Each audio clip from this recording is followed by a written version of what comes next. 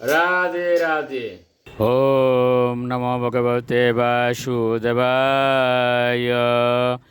ওম নমো ভগবতে বাসুদেবায়। ওম নমো ভগবতে বাসুদেবায়।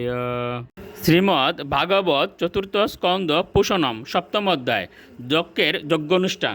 শ্লোক 16।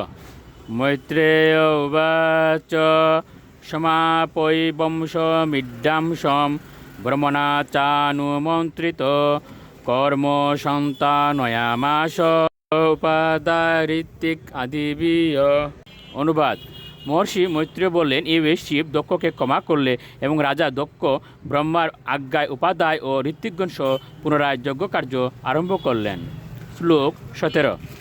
বৈষ্ণবম যজ্ঞ সন্ত তৈ ত্রিকপালম দ্বিজুত্তমাহ পুরুদাসম নিরবপন বীরসম স্বর্গশুদ্ধয়ে। অনুবাদ।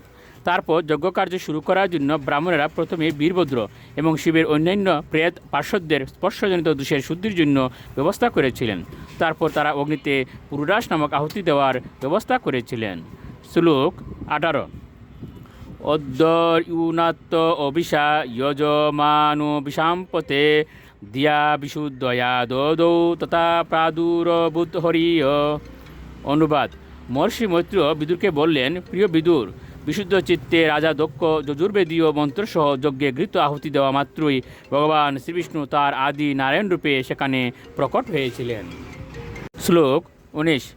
তদাস প্রভয়া তেষাং দূতয়ন্তা দিশু দশ মুষ্ণম স্তেজ উপানীত স্তাক্ষেন স্তোত্রবাজিনা। অনুবাদ। ভগবান নারায়ণ বিশাল পক্ষযুক্ত তার্ক বা গরুরের স্কন্ধে আরূঢ় ছিলেন।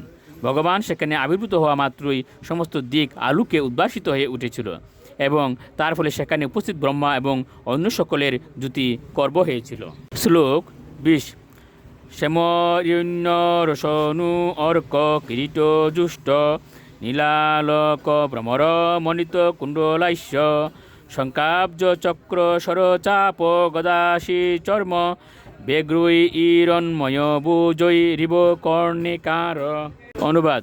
তার অঙ্গকান্তি শ্যামবর্ণ, বস্ত্র স্বর্ণের মতো পীত এবং তার কিরীট সূর্যের মতো দেদীপ্যমান।